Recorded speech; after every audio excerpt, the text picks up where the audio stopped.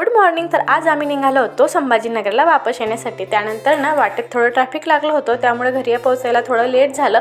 घरी पोहोचल्यानंतर सगळ्यात अगोदर मी माझे झाडं बघितले, कारण झाडांना पाणी नव्हतं त्यामुळे ती सुकली होती.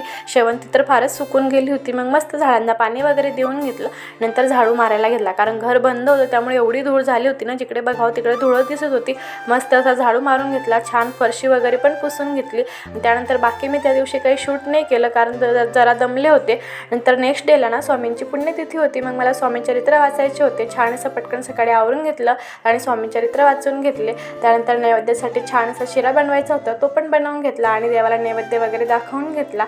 आणि संध्याकाळी ना आमच्या दूधवाल्या दादांनी ना आम्हाला मस्त असं कवडं दूध दिलं होतं. त्याच्या आम्ही असं छान वड्या बनवल्या, ज्या की मला खूप आवडतात पण कधीतरीच खायला भेटतात. त्यामुळे मस्त अशा वड्या मन भरून खाऊन घेतल्या. आणि रात्री जेवताना ना आमच्या तन्वीची आणि रियाची अशी मस्ती चालू होती. चला तर मग व्हिडिओ जर आवडला असेल तर फॉलो करायला विसरू नका. भेटूया नेक्स्ट व्हिडिओमध्ये. बाय.